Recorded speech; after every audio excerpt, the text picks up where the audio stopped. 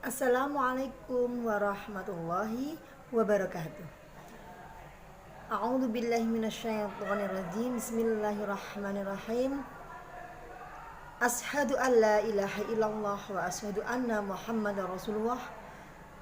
Saya bersaksi bahwa tidak ada Tuhan selain Allah dan saya bersaksi bahwa Nabi Muhammad utusan Allah.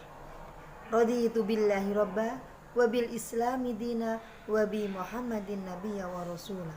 Rabbi zidni ilma warzuqni fahma. Amin.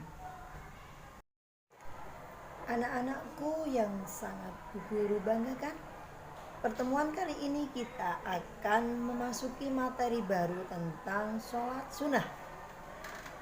Sholat sunnah adalah sholat yang dikerjakan apabila dikerjakan akan mendapatkan pahala atau keutamaan. Namun apabila tidak dikerjakan atau ditinggalkan tidak akan mendapatkan dosa. Nah, anak-anak, sholat sunnah yang akan kita bahas di sini yaitu sholat sunnah yang dilakukan secara berjamaah. Anak-anak, sholat sunnah itu ada dua cara. Yang pertama dilakukan secara sendiri atau sholat sunnah munfarid. Yang kedua, sholat sunnah dikerjakan secara berjamaah.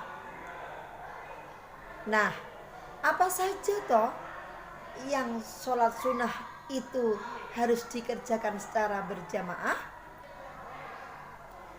Antara lain, 1.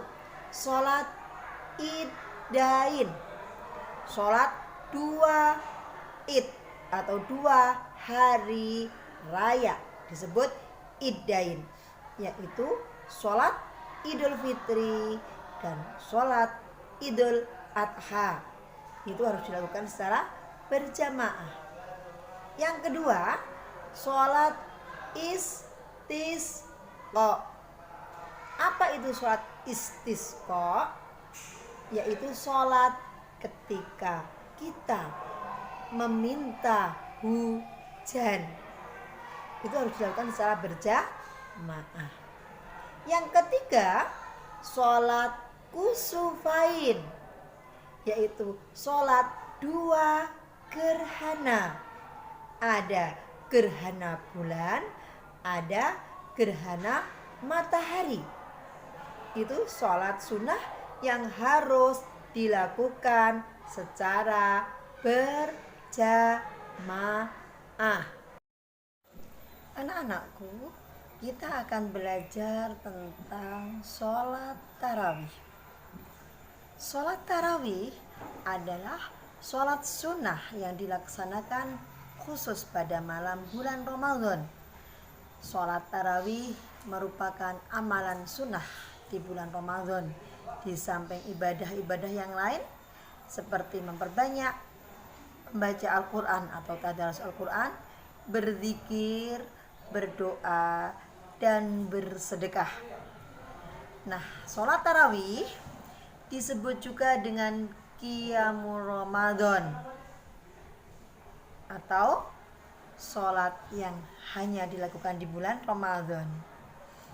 Hukumnya, sholat tarawih itu adalah sunnah muakkadah, sunnah yang dikuatkan, yang dianjurkan, sangat dianjurkan. Tata caranya seperti sholat tahajud. Waktu pelaksanaan sholat tarawih itu setelah sholat isya dan sebelum subuh. Adapun yang paling utama adalah di waktu sepertiga akhir malam juga, seperti sholat tahajud. Namun kebiasaan kita orang Indonesia, kita melakukan sholat tarawih di masjid secara berjamaah setelah sholat jamaah isya. Ya anak-anak? Nah, lakukan mulai nanti malam, lakukanlah sholat tarawih. Sholat tarawih, tata caranya bagaimana Bu Guru? Ada beberapa pendapat tentang rokaat sholat tarawih.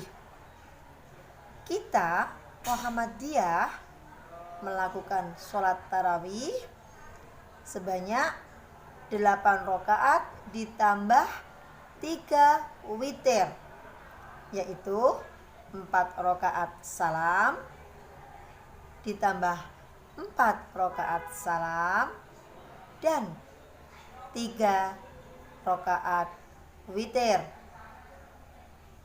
Namun tidak menutup kemungkinan boleh-boleh saja dilakukan sebanyak 11 rokaat juga dengan rincian 2 rokaat salam, 2 rokaat salam, 2 rokaat salam, 2 rokaat salam, dan 3 rokaat witir boleh. Nah, anak-anak, jangan menjadikan sebuah perdebatan antara jumlah bilangan rokaat sholat tarawih, karena semua mempunyai prinsip dan pedoman dalil sendiri-sendiri. Kita mengikuti sunnah Rasulullah. Muhammadiyah menganjurkan untuk sholat tarawihnya 8 rokaat ditambah 3 rokaat witir. Ya anak-anak? Maka anak-anak, kenapa Bu Guru kok ditambah witir? Apa toh sholat witir itu? Sholat witir itu artinya ganjil. Sholat yang dilakukan, sholat sunnah yang dilakukan sebagai penutup sholat sunnah yang lain, ya. Setelah tahajud pun anak-anak boleh witir. Dan di sini setelah sholat tarawih ditutup dengan sholat witir, boleh. Ada tuntunan lagi nak dalam sholat witir itu, ketika dilakukan sebanyak 3 rokaat, maka setelah Fatihah sholat pertama, rokaat pertama baca a'la, sabbihisma rabbikal a'la. Kemudian rokaat kedua setelah Al-Fatihah disunahkan membaca surat Al-Kafirun. Kemudian rokaat ketiga disunahkan membaca surat Al-Ikhlas. Nah, itu sholat witir. Anak-anak, lakukan ya, mulai nanti malam lakukanlah sholat sunnah tarawih. Boleh berjamaah, boleh dilakukan sendiri-sendiri, dan ditutup dengan sholat witir. Karena mulai besok kita sudah melakukan puasa Ramadan. Marhaban ya Ramadan. Semoga di bulan Ramadan ini kita bisa melakukan amalan-amalan ibadah yang wajib, dan kita bisa melakukan amalan-amalan ibadah yang sunnah untuk menambah amal ibadah kita. Semoga kita senantiasa selalu sehat walafiat, bisa melakukan ibadah di bulan suci Ramadan ini. Tak lupa Bu Guru ucapkan selamat menunaikan puasa Ramadan beserta amalan-amalannya. Perbanyaklah membaca Al-Quran, perbanyaklah zikir dan berdoa, perbanyaklah sedekah, dan hindarkan dari segala kemaksiatan, menggunjing, membicarakan orang lain, dan menyakiti orang lain. Janganlah berbuat yang kurang baik, ya. Semoga amal ibadah kita diterima oleh Allah Subhanahu wa ta'ala. Pertemuan kali ini Bu Guru cukupkan sekian. Jangan lupa mulai nanti malam niat untuk puasa Ramadan. Kita akhiri dengan bacaan kafaratul majlis. Subhanakallahumma wa bihamdika ashhadu an la ilaha illa anta astaghfiruka wa atubu ilaik. Assalamualaikum warahmatullahi wabarakatuh.